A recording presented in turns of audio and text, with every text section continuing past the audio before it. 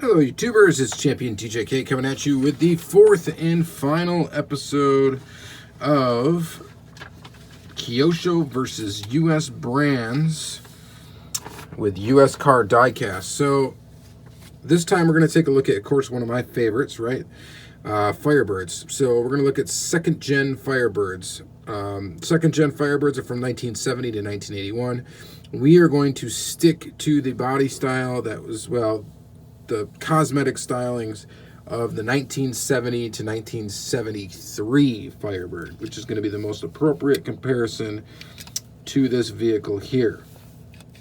So the one thing we're not going to compare it to, unfortunately, is the Auto World one, which is the Auto World is probably considered the best second-gen Firebird out there. And they are...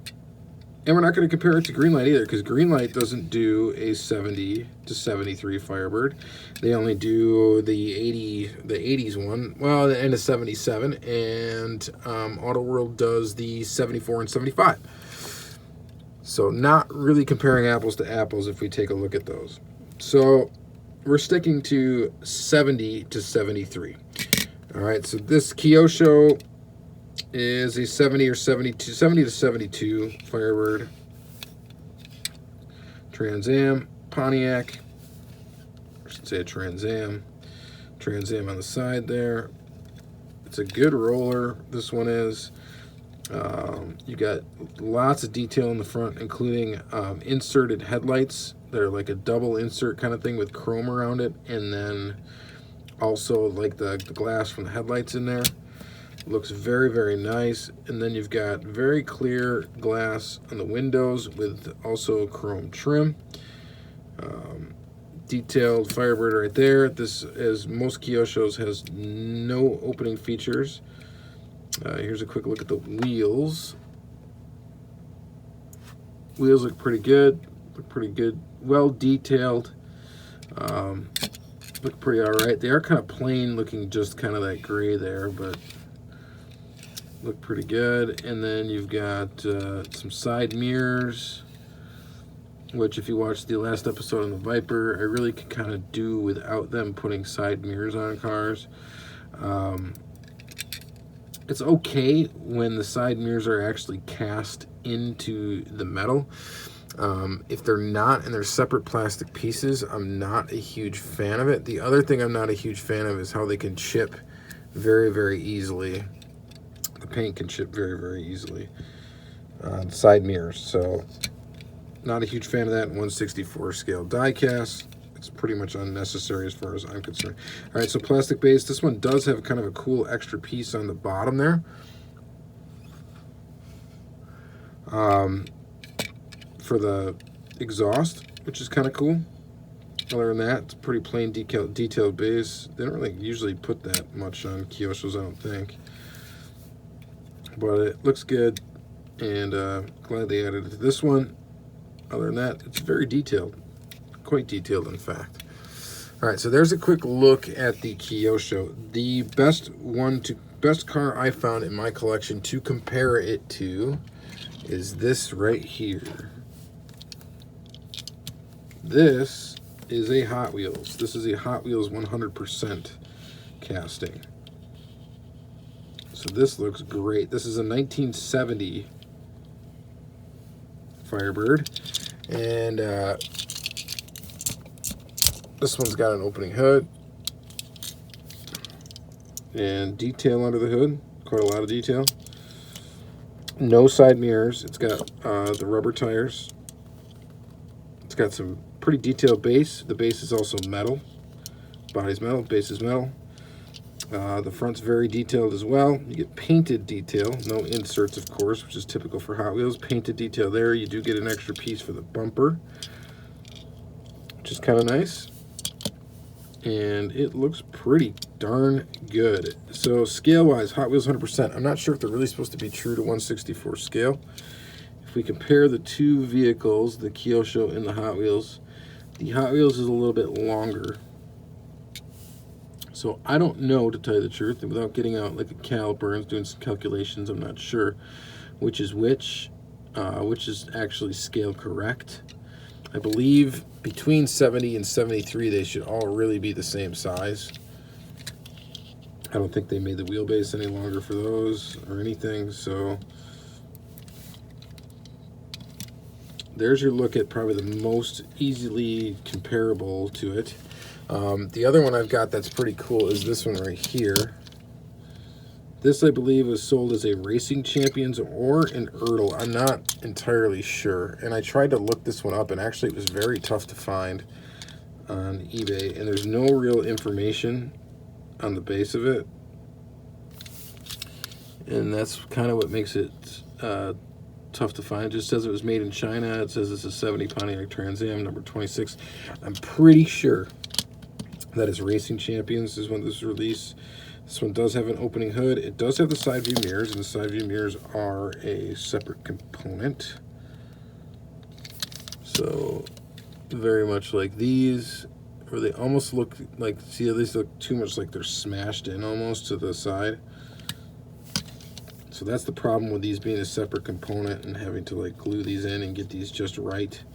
You got the chrome detail in the front, painted detail for the headlights. This one does have the opening hood. Rear of the car looks like that. This does definitely look larger than 1/64 scale. It is the biggest car that we're going to look at here, but fairly close. And there's that one. It does look pretty good, though. It is a nice piece. But definitely this one's better. And then next we got is Johnny Lightning. Now Johnny Lightning's made a couple of different versions of the of this generation Camaro Firebird from 70 to 81. So this is but 70 to 73, they've done actually 2 different castings for that. This one has no opening features. It's a little chipped up, but you get the idea. There's the back, there's the front, just painted detail all around. Metal body, metal base. This one has plastic tires. Of course, this casting has been released as well, I believe, with rubber tires. Glass looks pretty good. This one's got a little playwear to it. And then you've got this one here, which is the more premium version of the casting. This one's got an opening hood. Some detail in the motor. Nice looking Firebird.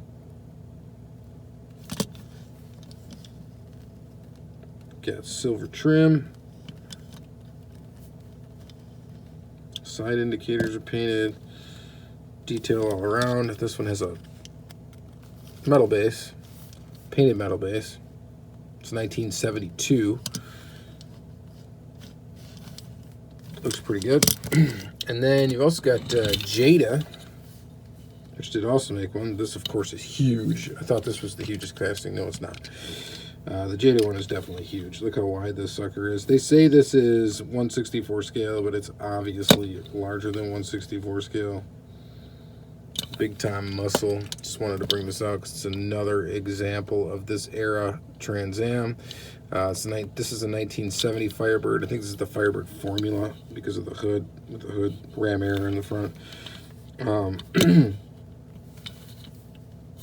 It looks pretty awesome though. I mean, it's dropped.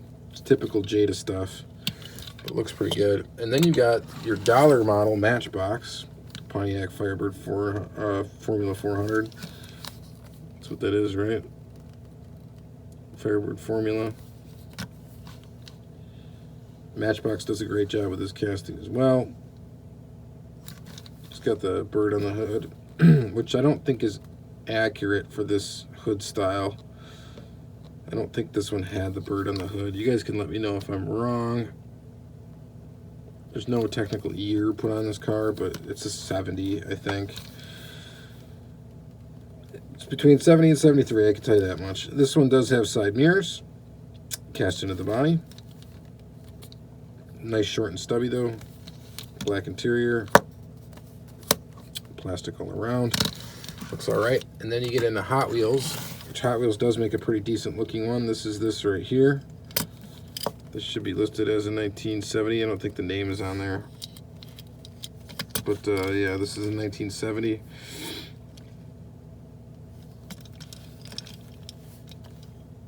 they're 70 or 73. I don't know what year they actually labeled this one is, but it's kind of the same deal. So, looks good though. Of course, no detail. This is a mainline car, so there's not going to be much detail because it's just a mainline dollar automobile. So there's that. And then they did this, which is whack. This is a 1970 Pontiac Firebird. So this one must be the 73. This is a 1970 Pontiac Firebird. And this casting, to me, is the worst Firebird casting that's out. The proportions are so whack on it. I know it's supposed to look, I don't know what it's supposed to look like, but it doesn't look good to me. It's supposed to have like what, turbos in the front or something? I don't know what the heck that is. Supercharger maybe. It just does not. I don't know. Whatever. And in any color, I don't think this looks great. Which is a shame. All right, so that's that. And so, what do you think here on this one? The Kyosho, I think, looks fantastic. It really does, even with those side mirrors being like they are.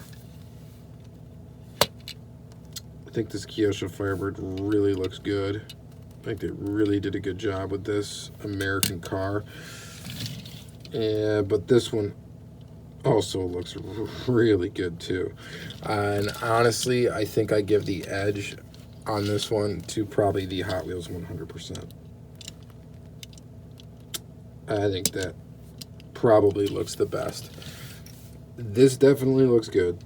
Definitely looks good. It's accurate. It's the body shape and curves are accurate. Everything looks really good, but for me, this is a little more striking looking.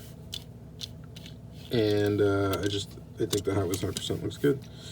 So that's going to be it, and that is part 4 for this. So you guys got to let me know. I mean, in this video, what'd you think? You like the Kyosho better than all of these, or which one was your favorite? No, the Kyosho does look great. Now, Kyosho obviously doesn't do a lot of American cars, and they don't really excel at it, is kind of what we're finding out from these videos. They look pretty good, but basically out of the 4 videos that we did, I think there was 2 videos that they did the best at, and that was the Viper and the Camaro. I thought they did the best at that 69 Camaro and the Viper. This one, I still give the edge to that Hot Wheels 100% back there, even though this Kyosho does look great, don't get me wrong. And then the other one, the Corvette, you know, still really good. All right, they are good. They're good replicas of cars, but you know, in the U.S., domestically, if you want a really nice Firebird of this era, that 1970, 73 Firebird, I think this is probably the best one you're going to get. And so yeah, that's what I'm sticking with. So you guys let me know in the comments down below. As always, I love your opinions, and I always read them. I don't always respond. I apologize about not always responding, but I do read every single comment that comes through. So I am hearing you. So yeah, let me know what you think in the comments down below about this Kyosho stuff.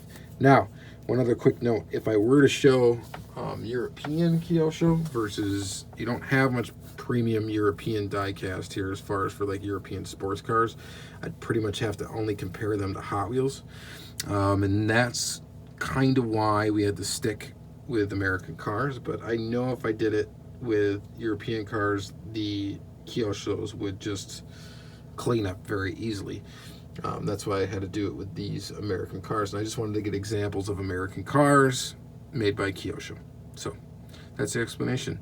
So I hope you enjoyed this short series of 4 videos. Not necessarily that you have to ask them in order, but this kind of wraps up the 4, and this will be the last episode. So thank you guys very much for watching again. Enjoy the rest of your day, and have a good one.